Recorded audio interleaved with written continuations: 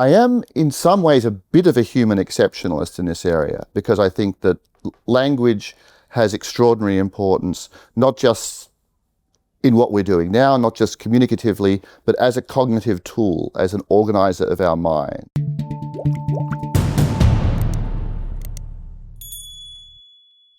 Peter Godfrey-Smith, welcome to How the Light Gets In. It's a pleasure to be here. So how does your evolutionary theory shape our understanding of cognitive processes and the nature of life itself? The thing that I come back to over and over again in evolutionary theory is the idea of the tree of life, the tree of common ancestry that connects all animals and all life on Earth that's around now, it seems. The idea of a single interconnected network, a genealogical structure that unifies us in some ways, but of course has led to this extraordinary divergence and diversity as well. And from this tree of life, what are the key philosophical questions that come about, and what is it that we're trying to figure out and answer? On the philosophical side, some of the questions I think are very abstract, and these I grapple with in the most recent book, Living on Earth, a couple of times. If we say that there's a kind of kinship, a kind of unity to life, if we can look around and imagine the common ancestry, how does that affect our policy decisions? How does that affect how we treat and consider non-human life? That's abstract, and I think continually, running over in my head.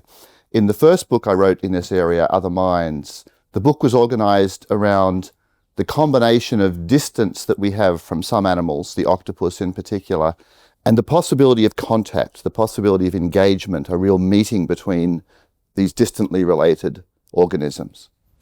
And from Other Minds, I read as well that given that our sort of cognitive process are evolutionarily driven, as you say, do you think there are limits to what we can understand about our philosophical reality? I don't know. I'm not pessimistic on this front at all. For a while in philosophy of mind, there was quite a popular ism, Mysterianism, a label for the idea that we'll never understand the mind-body problem. It's just beyond us. I always thought that was strangely pessimistic. I mean, we can't predict where our theories are going to end up. We can't predict what kind of information we'll get. So it's not that I'm confident that we'll not run into boundaries, but I'm quite opposed to attempts to establish firm boundaries and have this pessimistic attitude. And sort of with this pessimistic attitude, do you think that we therefore have a limit to our ability to grasp these problems due to the evolution of our cognition? Not due to the evolutionary side. I mean, maybe there's a limit. Maybe there'll become a point where we find that the concepts that we inevitably use just don't get the right kind of purchase on the phenomena. And in quantum mechanics, that is a possible attitude to the situation. But I don't think that's because of the evolutionary history of the origins of our faculties. And while you've been studying consciousness, I think one of the things our watchers would love to know is, with non-human animals, particularly species like octopuses, what is your approach and how do you go around looking at the cognitive evolution? Okay, my approach is a little unusual because... Love to hear it. because I'm not part of a sort of organized, grant-driven scientific enterprise. Most of it's very low tech and low cost. And that frees us up to do something which I think is not done enough these days, which is to just sit back and watch, just see what the animals are doing, to go back to the same places over and over again, try to get a sense of the rhythms of a site, the patterns, the odd things that happen, and do so without always guiding the research around some hypothesis that has to be tested. If I was applying for big grants, I would have to say, at this stage, we will test this hypothesis. I don't often have very definite hypotheses about the octopuses. I just want to explore what they're getting up to and how they live. Mm-hmm. And practically, how do you actually go about this? I read that you're a big diver. So are you in there in the water yourself with a team, or is it more of a solo expedition? Some of it is solo, but the work that's led to actual scientific results is a small team of usually about 2, 3 or 4, organized around a particular guy who discovered the high-density site Octopus off the east coast of Australia, my friend Matt. Now, he's not a scientist or an academic. He's an exceptionally good diver and boat guy. And the whole thing would not have been possible without his unusual skills. Amazing. So while you're actually in the water and you're studying these octopuses, what can their cognitive experiences or your understanding of their cognitive experiences actually teach us about our own? I always find this a hard question to answer, the what can they tell us about ourselves question, because it's not the way I'm thinking of the situation usually. I want to understand them, and I think by understanding them, we learn about the nature of the mind in general, the nature of the evolution of behaviour, the nature of animal behaviour. For example, with octopuses, everything is so much more chaotic and noisy and all over the place than one would think from just reading articles. I mean, that's a general fact about animals and about behaviour. And that's sort of what I'm there for. I don't tend to then think, okay, back to us, back to me. What should I think about myself in the light of this? It's not the road I usually travel. Is there anything you've noticed that is sort of fundamentally unique about the way they operate, which for you has particularly stood out or is going to be very interesting for our watchers? I don't know about unique because it's hard to know what's unique. There's so many animals out there. A very distinctive thing about octopuses and also the other animals I have a strong interest in, giant cuttlefish, the Australian giant cuttlefish. A very distinctive thing about them is in some individuals, not all, the engagement that they seem to have with us in some cases, their interest in novelty, their curiosity. A curious engagement, I think, is a fascinating feature in a non-human animal. Lots of other animals are wary of novelty. They're neophobic and not too keen on having, people in their face. Octopuses often just find us interesting, and I find that just an extraordinary fact.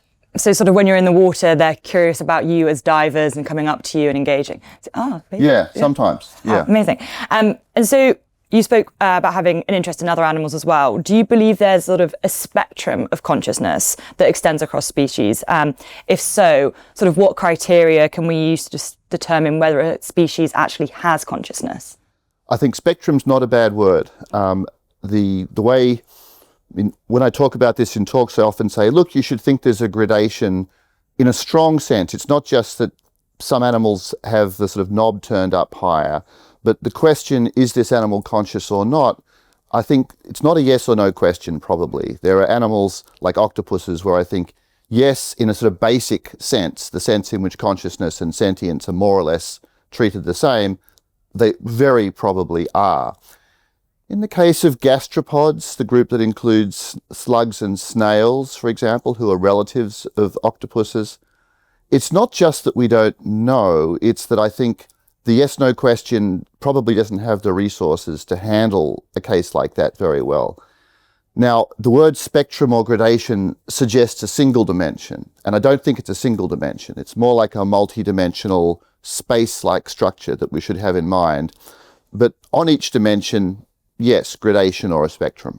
And how would this gradational spectrum therefore influence things such as our eating habits or our attitude and behaviour towards animals? That really is a good question. I gave some lectures on this at Harvard recently, and that's the point in the story where I thought there's really a problem, because there's a view in this area called sentientism, the idea that being sentient, being conscious in a sort of basic minimal sense, is necessary and sufficient for an animal to deserve moral consideration. Perhaps just a basic kind of consideration, but that sort of gets you in the door. I don't think that's a kind of logical truth or something that follows from the nature of the universe. I think it's a reasonable attitude, though. It's a good organizing principle in many ways. So what do you then do if you decide that in some cases, the yes-no question about sentience is not the right way to approach those cases? If an animal is sort of, pretty close to qualifying as conscious, but we think our language is not really capturing its distinctive features, is that an in case or an out case? Is it that they deserve a little bit of moral consideration, but a different kind from the in cases? But then it sounds like we've just, moved a boundary and still established a boundary. So this I find a really hard question. And I think this is one of the areas where we're going to have to think imaginatively over the next few years. I completely agree. I really agree with your answer. And so you spend a lot of time doing in-ocean scientific sort of research and developing your own theories and opinions. But what can this tell us about the sort of nature of scientific and philosophical inquiry itself? Do we think we should step away from sort of armchair philosophy and get more engaged with animals, such as you do? Or do you think there's still an instance where sort of the classical philosopher still stands? I think armchair work has its place. I mean, for me, it's been very valuable to establish contact with particular non-human species and even with particular individuals. But not just in philosophy, in theoretical biology itself, a lot of very valuable work is done, in a sense, from the armchair. There's a lot of reasoning, there's a lot of consideration of the logic of evolutionary theory that you can do that way. Now, it can't be done without a decent knowledge of what's actually going on, but I don't see the kind of work that I do as showing a problem with work that's a little bit more disconnected. I think different kinds of work naturally belong together. And they sort of have to go hand in hand to have like the final results. Yeah, that's right. Completely understood. And sort of given that, do you think we will ever come to a final answer, the classical philosophical question, especially on sort of our human consciousness and animal human consciousness? Is there ever going to be a final truth, and can science provide that? I think that it depends on the question, the big question that we're thinking about. In the case of the mind-body problem, the classic mind-body problem, there I'm quite optimistic. People have thought of that as an intractable question forever. I just don't see it. I think that the things we're learning about nervous systems, the things we're learning about what's going on inside animals, the sort of formation of their perspectives and points of view, the relation between internal processes and pain-like phenomena, pleasure-like phenomena, all of that's been coming together over the last decade or so in a way that I think, even surprises me in some areas. The progress has been quite fast. And the idea that we'll get to a point where suddenly, we just run out of steam or the questions become different in a way that makes them impossible to answer, I don't really think that's likely. And it'll be a mixture of science and philosophy working together that gets us to that point. Mm-hmm. And so your recent books have sort of delved into a lot of your different experiences with the mind-body problem and octopuses and all the things that you've been researching recently. What does the future look like for your work? And then what is it that you're looking to tackle and investigate next? I don't know what's coming up. There's a couple of next projects that are closely tied to what I've been doing. There'll be a more academic book, a less trade book version of Metazoa, the second book of the trilogy, the one that's mostly the one that's most focused on the mind-body problem. That's the next thing I sort of have to do. I don't know after that. One thing, in some conversations about the new book, Living on Earth, in London over the last week or so, people have been intrigued by the idea of looking at connections between the picture you get from considering animal life and different strands in the history of philosophy, especially recent Western philosophy, the pragmatist tradition of John Dewey and William James, for example.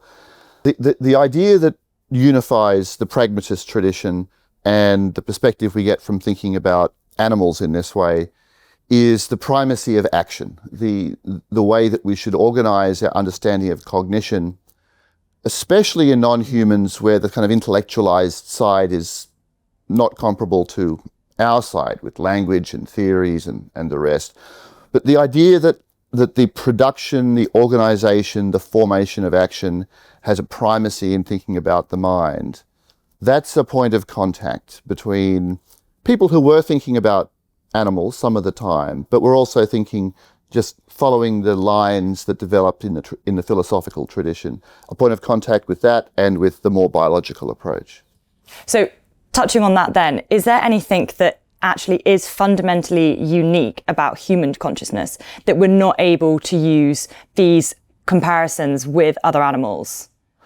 Okay, I am in some ways a bit of a human exceptionalist in this area because I think that language has extraordinary importance, not just in what we're doing now, not just communicatively, but as a cognitive tool, as an organizer of our minds, as something that's given a certain kind of structure to thought.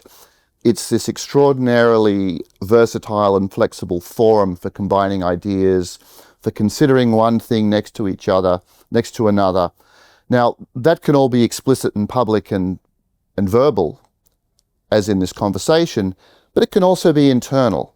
And I think that the internalization of language has been a fundamental transition in the history of human thought. And what is it about animal language that is limiting in the ability to use it to understand our consciousness, if that makes sense? Well, I think animal language, it's a kind of extension by courtesy of the phrase. They don't really have the kind of thing that we're using now. There are sign systems and symbol systems. The case of bee dancers and some non-human primate systems have some internal complexity, but the phenomenon that human language exhibits, where you can take anything and put it next to anything else and think about their relationships and explore how they're connected and then take it further. All that, I think, is just that's the thing I think of as the very marked, very unusual development that does separate us from the others.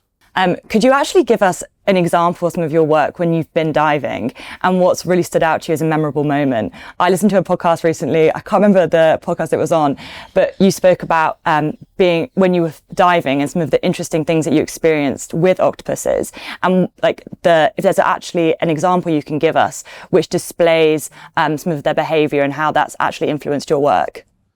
Sure. There's a behaviour that I've been talking about quite a lot in talks around the book because it relates to the history of technology and tool use. Using objects as tools is pretty rare in the sea. It's not something that marine animals do very much. And we have a paper on a behaviour in octopuses where octopuses gather piles of silt and shells and seaweed in their arms and use their jet propulsion device to sort of engage in a jet-propelled throw of this stuff. Now, mostly, this is cleaning out your den, managing the stuff around your den.